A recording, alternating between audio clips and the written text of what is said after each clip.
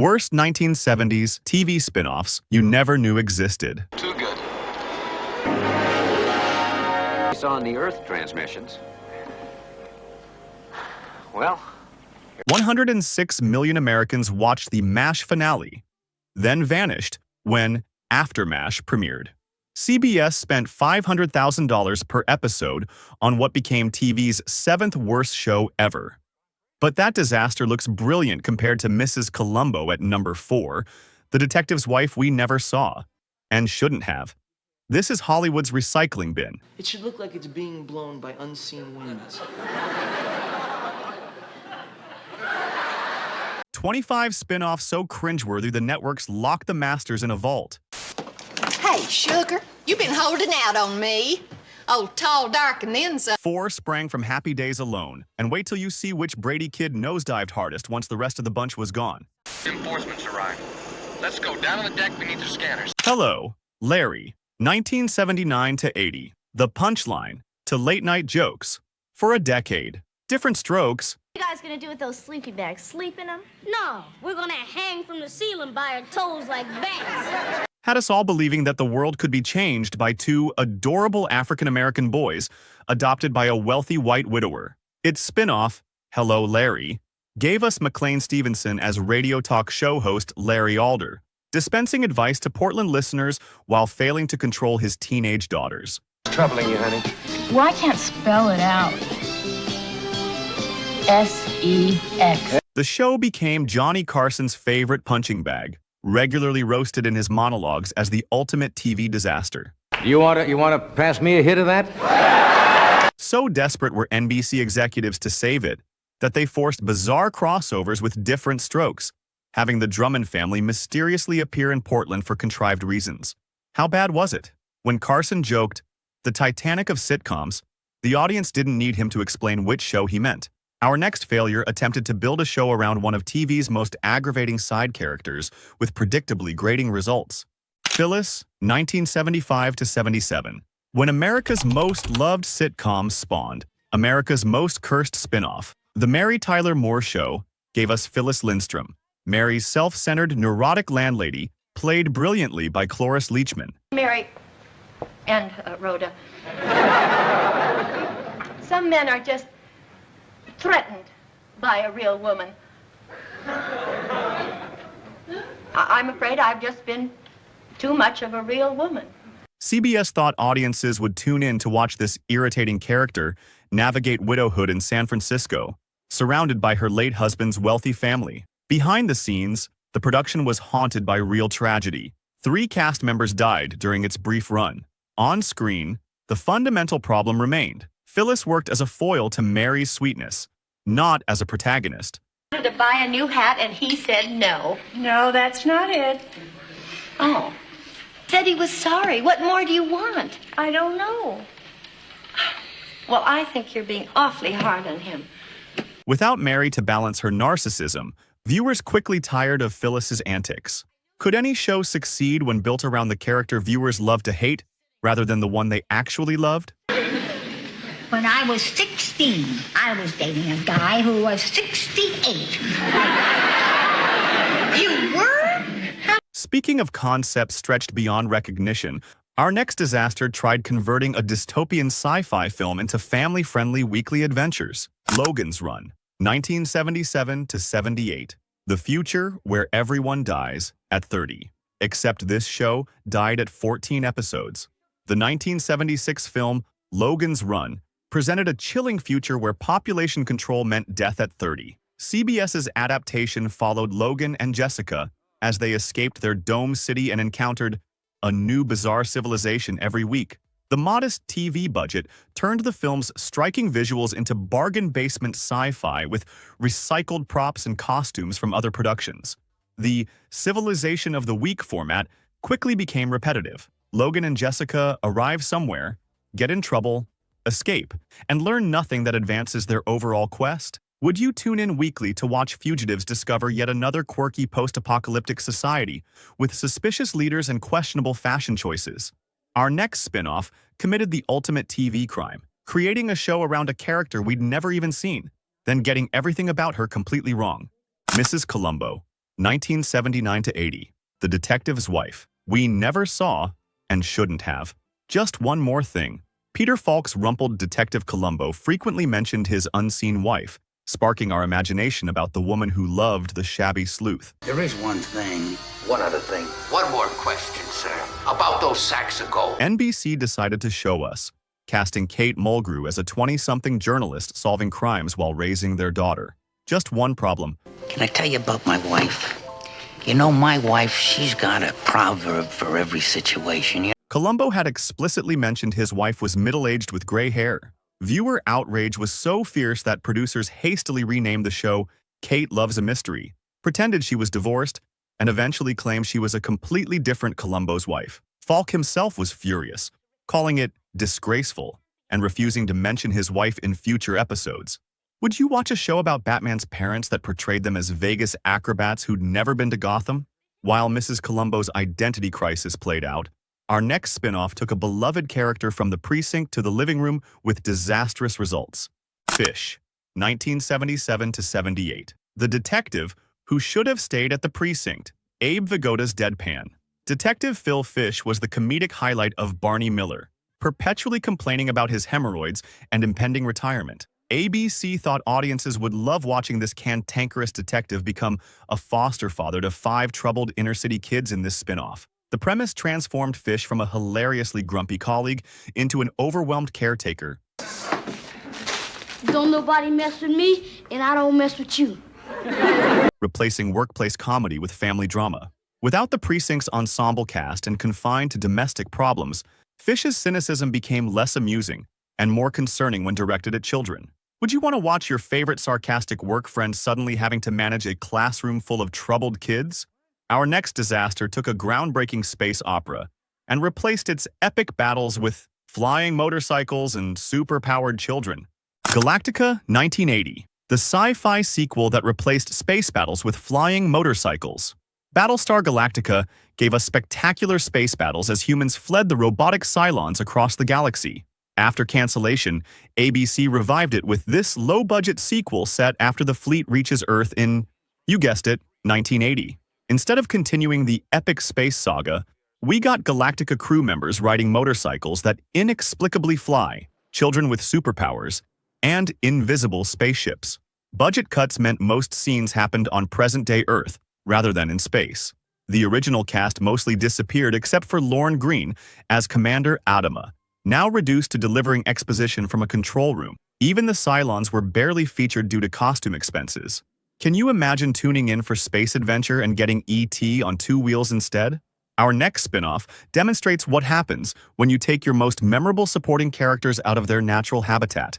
The Ropers, 1979 to 80. When landlords leave, laughs follow. Three's Company had us in stitches with its innuendo-laden misunderstandings between Jack Tripper and his 2 female roommates. The show's nosy landlords, Stanley and Helen Roper, were comic gold as they bickered about their non-existent love life and spied on their tenants. When producers spun them off into their own show, they moved the couple to an upscale neighborhood where Stanley's working-class ways clashed with Helen's social climbing. Without Jack's sexual mishaps to comment on, the Ropers' marriage jokes grew stale faster than week-old bread. Norman Fell and Audra Lindley tried valiantly, but their one-note characters couldn't sustain 30 minutes. Could any couple sustain 30 minutes of "we never have sex" jokes without Jack Tripper's antics to react to? While the Ropers at least got 2 seasons, our next spin-off disaster tried to capitalize on a hit movie's raunchy appeal. Without any of the raunch, Delta House 1979. When Animal House lost its R rating, it lost its laugh track too.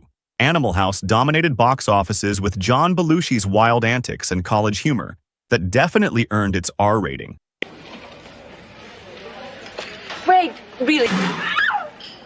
I'm a zit. Get it?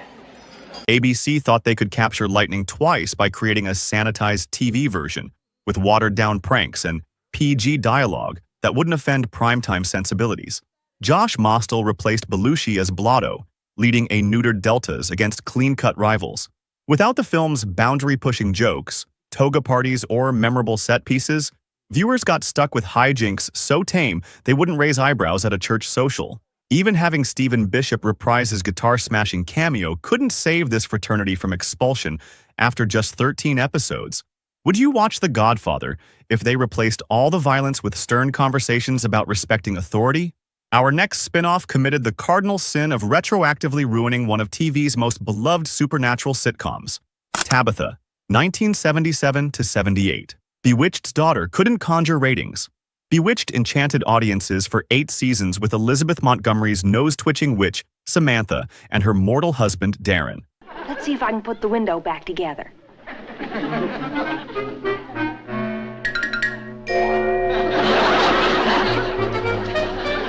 This spin-off focused on their daughter Tabitha, now grown up and working at a TV station while hiding her magical powers. Basically the same premise as the original show. The timeline made no sense.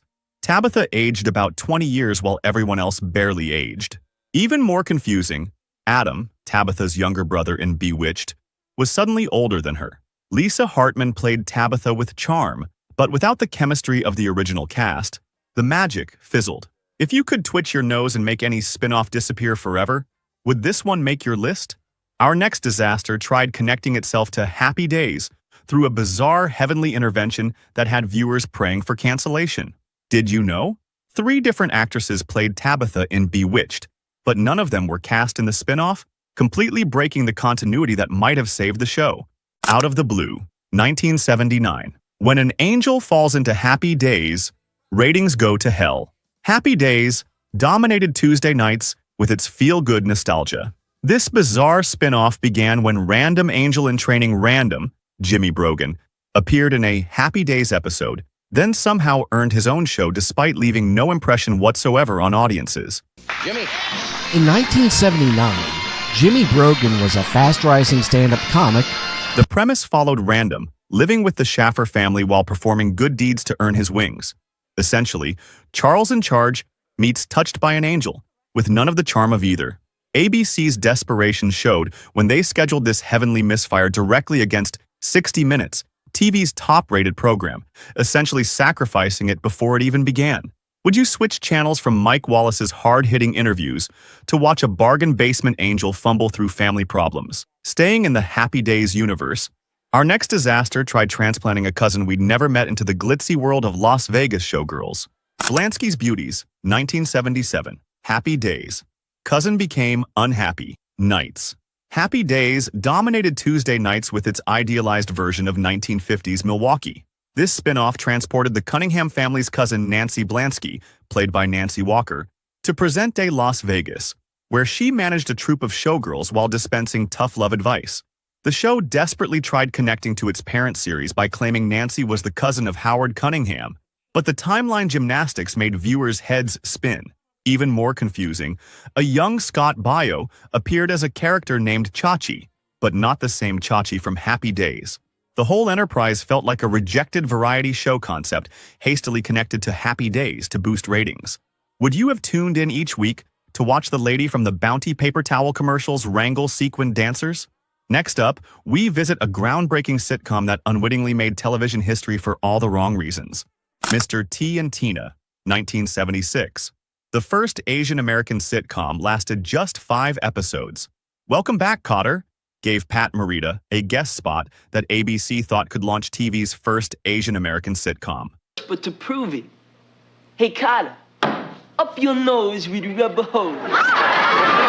Mr. T and Tina cast Morita as Taro Takahashi, a Japanese inventor who hires ditzy American nanny Tina Kelly, Susan Blanchard, to help him adjust to life in Chicago. The show relied almost entirely on cultural misunderstanding jokes, with each episode featuring Tina misinterpreting Japanese customs while Mr. T, not that one, struggled with American idioms. What could have been a groundbreaking moment for representation became an uncomfortable parade of stereotypes that neither critics nor audiences embraced. How different might television history be if America's first Asian-led sitcom had been given better writing and a chance to find its voice? Our next flop tried to capitalize on a beloved waitress's catchphrase, but quickly discovered that "Kiss My Grits" doesn't sustain 30 minutes of comedy. Kiss My Grits, retorts that had America howling. CBS executives figured those 4 words could carry an entire series, spinning Polly Holliday's character off to her hometown of Cowtown, Texas, where she opened a roadhouse called Flo's Yellow Rose. The premiere attracted an impressive 40 million viewers, then hemorrhaged audience weekly as fans discovered Flo's feisty personality didn't work as well when she was the boss instead of the rebellious employee. Without Alice and Mel's diner as a backdrop, Flo's countrified sayings became repetitive rather than revolutionary. Same pie, same price per piece. More servings, more tips. You turnip. Ever notice how the funniest person at work suddenly becomes less amusing when they're running the office party? Now it's time for our momentum break. We've seen catchphrase casualties, angelic disasters, and showgirls who should have stayed in Vegas. But hold on to your wood-paneled TV sets. The top 12 get even worse, especially the top 5, which network executives still can't mention without reaching for anxiety medication. Our next disaster tried to give a minor character from The Jeffersons her own luxury hotel to manage. Checking in, 1981. The Jeffersons maid checked out after just 4 episodes. The Jeffersons moved on up with Florence the maid, stealing scenes with her sharp-tongued insults aimed at George Jefferson. CBS thought Marla Gibbs deserved her own show. Hi, love. Well, I see somehow you made it to your first paycheck. Yes, I did, in spite of you. Oh, come on, Florence. Let's let bygones be bygones. Creating this spin-off where Florence becomes executive housekeeper at the St. Benedict Hotel. The trouble started immediately when a writer's strike delayed production. By the time the show premiered, audience anticipation had evaporated. After just 4 episodes, the hotel conveniently burned down, allowing Florence to return to the Jeffersons' apartment where she belonged. The entire failed experiment was dismissed in a single line of dialogue. Me and the ghost. Oh, what are we worried about? Here we are, 2 grown women acting like children. Yeah. They know there's no such thing as ghosts. Yeah. How would you feel if your job promotion lasted less than a month before you were right back where you started? Our next spin-off shows what happens when you take a charming southern deputy out of Hazard County and lose him in the big city. Enos, the deputy who shouldn't have left Hazard County. The Dukes of Hazzard gave us Deputy Enos Strott, the sweet-natured lawman hopelessly in love with Daisy Duke. CBS thought his aw-shucks southern charm would work perfectly as a fish out of water in Los Angeles, partnering him with a streetwise LAPD detective. Without Boss Hogg's schemes, the Duke boys jumps over creek beds, or Daisy's short shorts, poor Enos was stranded in generic police procedural territory. The show attempted to maintain connections to Hazard County through dream sequences and occasional visits, but viewers clearly preferred their country cops staying in the country. Would you watch a show about Batman's butler Alfred fighting crime in Miami without any connection to Gotham City? Our next spin-off tried giving one of the Brady kids a chance to shine alone, with predictably catastrophic results. Did you know? Enos was canceled and production shut down before the cast and crew even knew it. They found out when they arrived at the studio to film and discovered their sets being dismantled. The Brady Brides, 1981. 2. Brady Sisters, 0 laughs.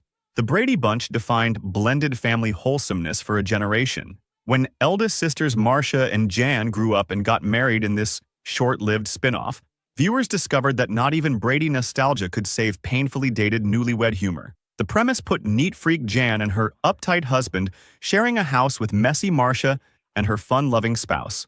Each week delivered predictable conflicts about cleaning and bills that made viewers long for the simpler days of Marcia, Marcia, Marcia. Even Florence Henderson's occasional appearances as Carol Brady couldn't rescue the ratings. Remember how exciting it was when the Brady kids faced problems like breaking mom's favorite vase? Now imagine those stakes lowered to arguments about whose turn it is to vacuum. Our next disaster borrowed the Happy Days universe yet again, but focused on a seemingly random teenager watching other people's kids. Who's Watching the Kids? 1978. The spin-off, so forgettable.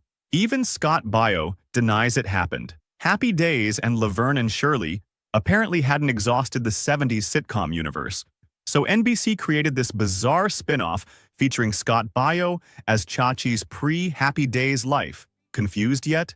The plot followed teenagers Frankie and Angie working at a Las Vegas nightclub while babysitting their younger siblings. The show changed its premise, title, and characters multiple times during its brief 11-episode run. Most confusingly, Chachi from Happy Days apparently had a completely different life in Vegas before moving to Milwaukee, a continuity nightmare that even die-hard fans couldn't reconcile. Would you trust the future romantic lead of Happy Days to babysit your children in a Vegas apartment while working nights at a disco? Our next spin-off disaster tried to capitalize on one of All in the Family's most beloved characters after she left the nest. Gloria, 1982. When Archie Bunker's daughter left the nest, she crashed. All in the Family gave us Gloria Stivich, Archie Bunker's liberal daughter, whose clashes with her father created television gold. This spin-off picked up after her divorce from Mike Meathead Stivic, following her new life as a veterinary assistant in upstate New York with her young son Joey. Without Archie's bigotry to rebel against, or Mike's intellectual support, Gloria's character lost her purpose. Sally Struthers did her best, but the show's attempt to balance single motherhood drama with workplace comedy never found its footing. Even a guest appearance by Carol O'Connor as Archie only highlighted what viewers were missing. Have you noticed how family sitcom characters often work best when they're actually with their families? Our next entry brings us back to the Happy Days universe one more time, because apparently 4 spin-offs wasn't enough torture. Joni Loves Chachi, 1982. The power of love couldn't save this musical misfire. Happy Days gave us the adorable romance between Joni Cunningham and Fonzie's cousin Chachi. I love you! I love you.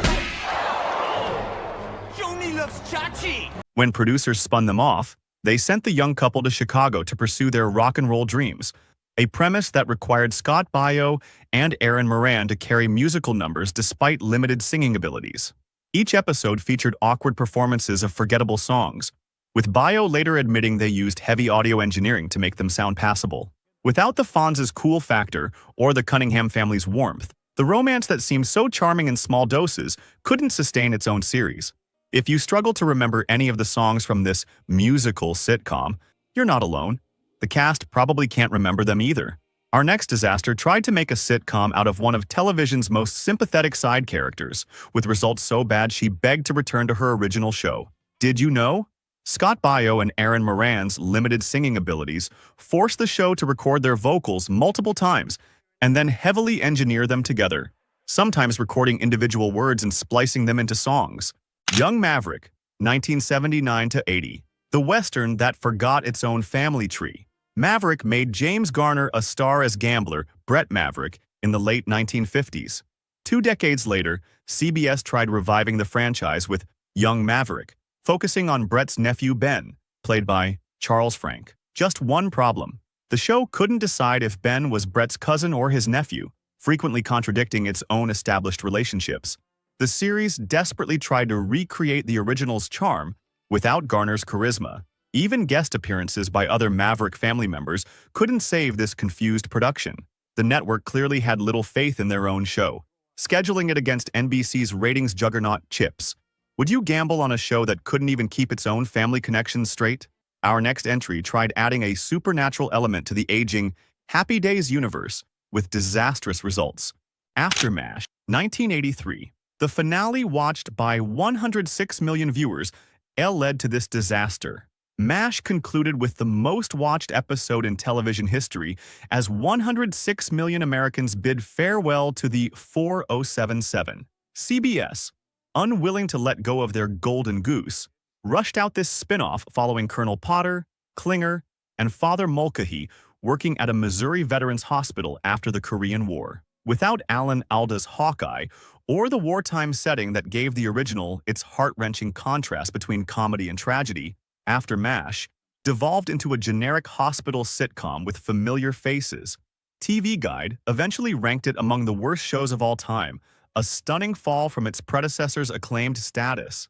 How did a show starring 3 beloved characters from one of television's greatest series go so wrong so quickly? But After MASH wasn't even the worst MASH spin-off attempt. Our next disaster never made it past the pilot episode. Walter, 1984, unaired pilot. The spin-off, so bad even CBS couldn't air it. MASH gave us Radar O'Reilly, the sweet company clerk with ESP-like abilities to anticipate Colonel Blake's needs.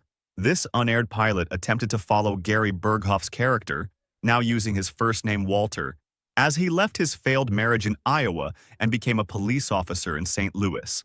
The concept was so flawed that CBS refused to air it even as a one-off special. Turning the innocent farm boy Radar into a hardened city cop made about as much sense as casting Hawkeye as a prohibition agent. The only people who've seen this disaster are network executives and a few unfortunate test audiences. Can you imagine gentle Radar O'Reilly, who slept with a teddy bear throughout the Korean War, suddenly handling domestic disputes and urban crime? Our next spin-off proves that being the sidekick to America's favorite waitress doesn't qualify you to carry your own show. Maude, 1972 to 78. The liberal cousin who survived Archie Bunker but couldn't survive. CBS. All in the Family gave us Archie Bunker's conservative rants, but his liberal cousin-in-law, Maude Findlay, delivered equally strong progressive opinions. CBS thought Bea Arthur's commanding presence deserved her own spotlight in this spin-off, which followed Maude and her fourth husband Walter in suburban Tuckahoe, New York. Unlike most spin-offs, Maude initially thrived by tackling controversial topics Archie wouldn't touch. Well, it's about time. Don't bug me, Carol. Including television's first abortion storyline. But as the 70s progressed, ratings declined when viewers tired of what felt increasingly like political lectures rather than comedy. Even a final season revamp with Maude running for Congress couldn't save it from cancellation. Ever notice how sitcoms that become soapboxes eventually drive audiences to reach for the channel knob? Our next entry proves that even $6 million in 1970s money couldn't build the perfect spin-off. The Bionic Woman, 1976 to 78. When a $6 million man's girlfriend gets her own show, networks still pay the price. The $6 million man had us believing a man could be rebuilt with bionic parts. This spin-off gave us Lindsay Wagner as tennis pro Jaime Summers, Steve Austin's girlfriend who received her own bionic upgrades after a skydiving accident, though apparently at a discount, since no one mentioned how much she cost. The show initially connected directly to its parent series through crossover episodes and a shared villain in the Fembots. When ABC canceled it after 2 seasons, NBC picked it up but severed all connections to the original show due to licensing issues.